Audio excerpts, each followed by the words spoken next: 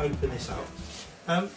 They basically call this, they recently sort of, I think they've produced a slightly new model and they call it a slow cooker as well. Not that I really would need that, I've got a slow cooker anyway. And some of the reviews do suggest it ain't that good as a slow cooker anyway. So in there is,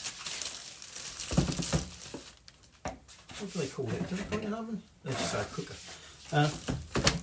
That's where you put your dough in there to prove it. Well, it's going to be a bit of good, isn't it? It's flat. That's because it flat packs. The idea being, not that I've got any big enough, and then Mrs will be saying to me, where are you going to put that? Is that you can potentially keep this in a drawer, but we're going to open that all up in a minute. It comes as standard with a UK plug. They can supply an EU plug. I think they can even supply an American plug if you need it. And that's it. Looks like there might be some paperwork in there. But for now, obviously, we're going to keep hold of the boxes, particularly this one, just in case there is an issue. Let me get that out of the way. So,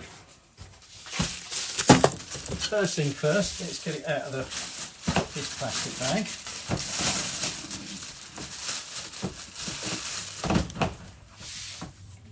And somehow we want to get in there. I was going to say it wasn't going flat. It looks to me like it's bulging up slightly, but I think that might just be a bit of an illusion, I think. But you've got hinges at the, I think that's hinges.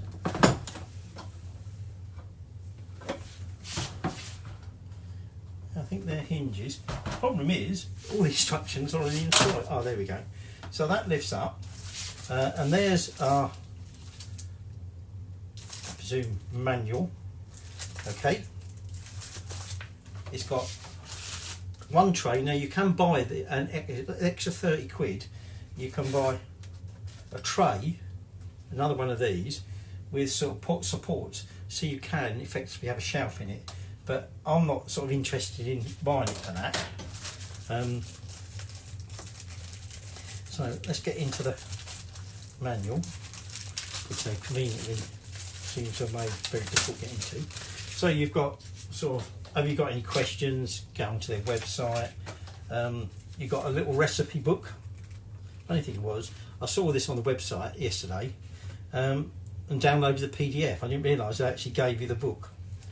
And then you've got your folding proofer and slow cooker instructions. So let me just get rid of some of this and we'll see about putting it up and testing it. And I've just realised I left my thermometer upstairs. So opening up the booklet, warnings at front, and then it talks about setup and storage. Now it says here, don't remove, I'll just see it, I've lost it now. Do not remove the folding walls. By the way, it comes with a little water tray, so for some doughs you might want some moisture. Now, this is not like when you cook your bread in the oven and you want steam. This is just more just to find moisture in the air. So if you're doing that, there's a little tray there that you put water into. Now, in here are these folding walls, and they just simply fold out like that. Okay, when you want to pack it away, fold it back down, they lie flat like that. Okay, it says don't remove them from it. I can't see why anybody would want to. I've seen comments on some of the reviews, people moaning about gaps and the heat comes out and everything like that, but I'm not quite sure what they're getting at. Here's the lid does come off, and then the lid fits on there. There's a couple of indentations here where some internal things here just slot in there. That goes on there, and there you go. There's your plastic box that you put your dough in that in. Now, like I said, you've got a tray here that if you want to put moisture in it, water in it to keep some moisture in the cabinet, you can do. Okay, I'm just going to put that in there just so it don't get lost. Okay, and then you've got your tray which will sit on top of that. Interestingly, the controls are on the end here, which, okay, is no big deal, apart from the fact that's also where the plug goes, which just seems a bit odd to me, that you think perhaps that might be somewhere else, you know, rather than the sort of the bit where you're going to plug this in. Let me get that bit of plastic off of there. So let's plug this in.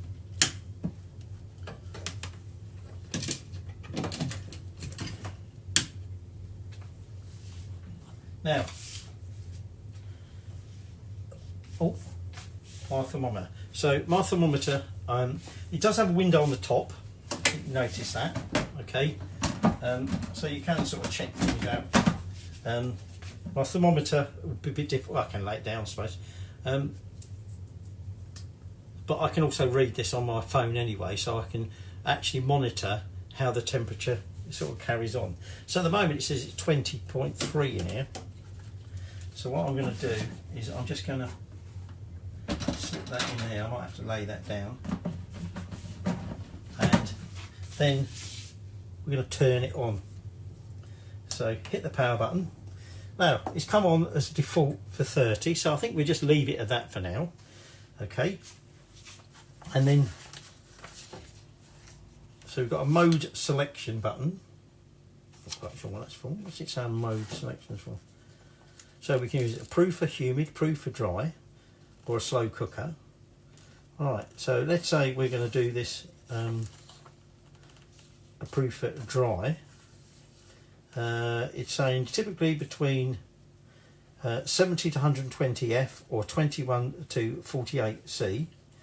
Use closed containers, commonly used for culturing yoghurt if the proof is used in the dry mode, blah, blah, blah, blah, blah. That's true temperature be required. So you would normally put water in it and keep it humid if you were doing proving.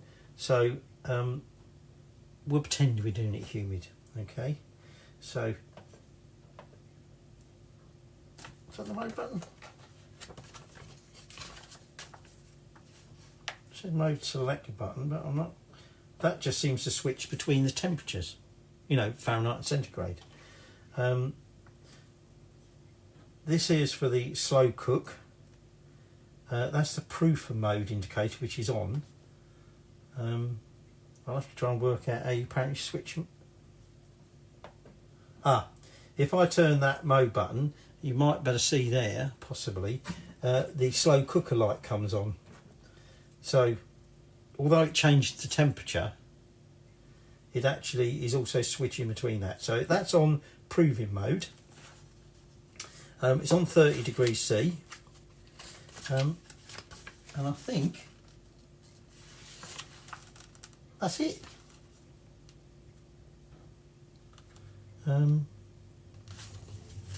So we'll the temperature's definitely going up. I've just seen it go up. It's now 21.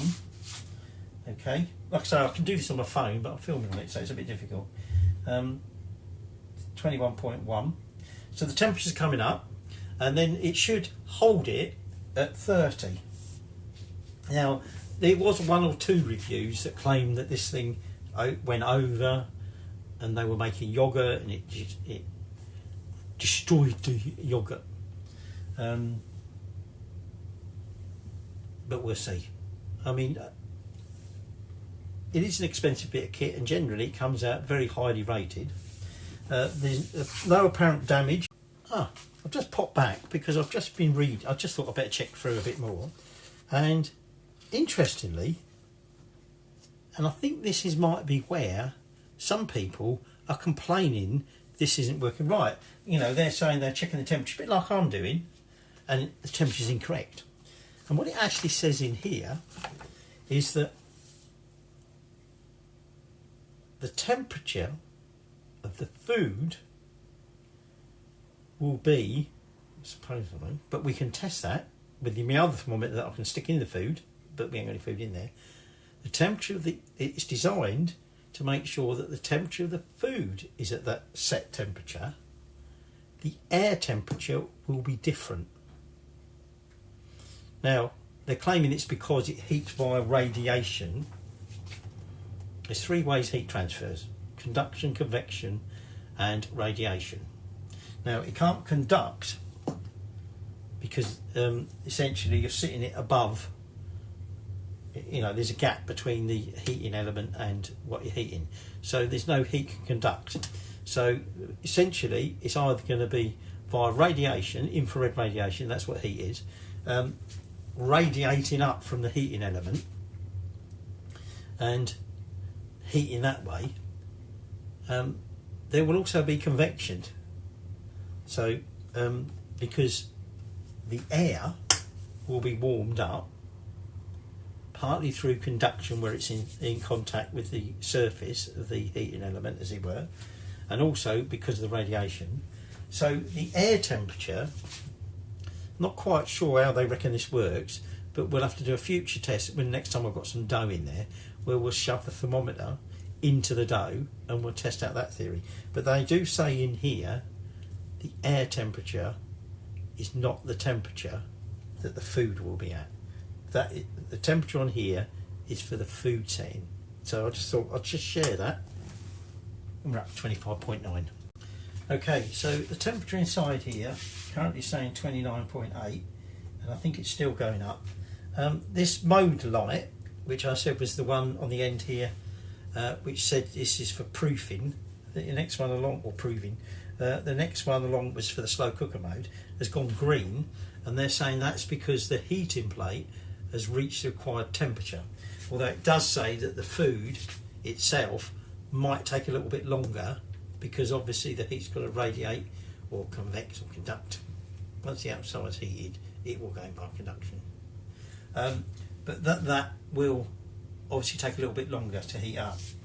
But this at the moment is still saying 29.8, so I think it's pretty much stabilised. So we can just leave this and we can just see, but like I say, it does say that the air temperature might be different. I was flicking through. Oh, also it says this thing runs on very little power and can be left for a long time just running. And obviously some of the like when you do your starter cultures or whatever, they might say do it for 12 hours, so you leave this 12 hours. But interestingly, I'm looking through the recipe book and it's talking about making cultured butter, making yogurts, making, and you can temper chocolate in this, which is a bit tricky. Although I've sort of done it, it's a bit tricky when you're trying to do it over a pan and everything else like that. But I found at the back it says how to make black garlic, and I thought, well, that's interesting. And it says time in 15 minutes. I thought, bloody hell, that's pretty good going. That's to set the thing up. It's 3 to 4 weeks in the prover. I don't think I'll be making black garlic. You leave this thing running for 3 to 4 weeks. But this is supposedly how versatile it is.